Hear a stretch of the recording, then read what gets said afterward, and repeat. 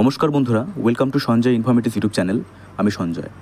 আজকে সুপ্রিম কোর্টে ছিল ওবিসি মামলার শুনানি বা হিয়ারিং।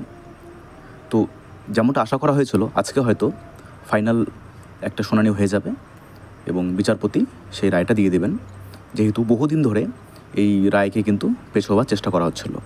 কিন্তু সুপ্রিম কোর্টে যা হলো সেটা অত্যন্ত হৃদয় বিদারক।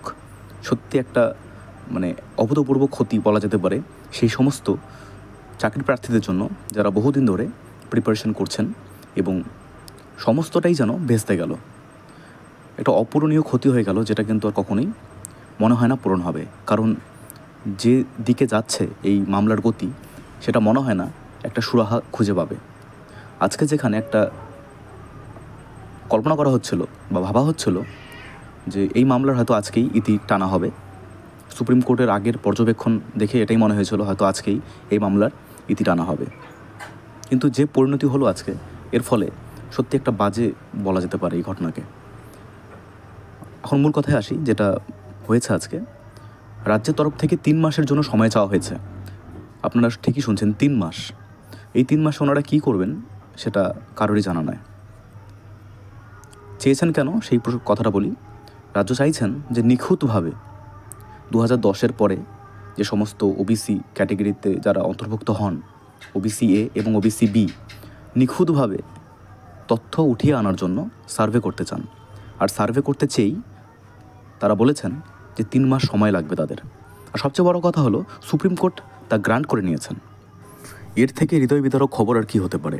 যেখানে আশা করা হচ্ছিল আজকে ওবিসি মামলা নিষ্পত্তি ঘটবে এবং একের পর এক যে সমস্ত নিয়োগ বিজ্ঞপ্তি আটকে রয়েছে বা প্রিলি হয়ে গেছে, মেইন স্টেট নোটিফিকেশান বের হবে। ডাব্লিউবিপি বহুদিন আগেই ফর্ম ফিল আপ হয়ে গেছে, তার পরীক্ষার কোনো খবর নেই। সেখানে আজকে একটা নতুন গিমিক, যাকে এক কথায় গিমিক ছাড়া অন্য কিছু বলা যায় না, আজকে প্রে করেছেন। রাজ্যের তরফ থেকে বলা হয়েছে যে তাদেরকে যেন আরও 3 মাস সময় দেওয়া হয় এবং 3 মাসে তারা নিখুঁতভাবে সারা রাজ্যে সার্ভে করবেন এবং সার্ভে করার পর তারা নিখুঁতভাবে তথ্য পেশ করবেন এবং সেই তথ্যের ভিত্তিতেই যেন সুপ্রিম কোর্ট রায় জানায়। সুপ্রিম কোর্টের এই আবেদনটা গ্রান্ট করে নেওয়া সত্যি একটা হতাশাজনক বা হৃদয় বিদারক, যেমনটা আমি আগে বলেছি। যেখানে আজকে এই মামলা নিষ্পত্তি হওয়ার কথা, সেখানে আরও 3 মাস সময়। তার মানে আমাদের আরও 3 মাস ওয়েট করতে হবে এই মামলার জন্য। তো এখন যেটা মনে হচ্ছে যে ওবিসি মামলা যিনি করেছেন তিনি সত্যি এটা ভুলই করেছেন। যারা সার্টিফিকেট পেয়েছেন বা যারা অবৈধভাবে অন্তর্ভুক্ত হয়েছেন, তারা যেমন চাকরি পেতেন, সঙ্গে সঙ্গে বাকি চাকরি প্রার্থীরা যারা রীতিমতো খাটুনি করছে, তারা হয়তো খুব বেশি না হলেও কিছু তো পেয়ে যেতেন। এই মামলা যেভাবে এক্সটেন্ড করছে, মনে হয় না আগামী 3 মাস কেন, কত বছর যে কেটে যায় এবং সুরাহা আদৌ হয় কি না, আমাদের সেদিকে তাকিয়ে থাকতে হবে।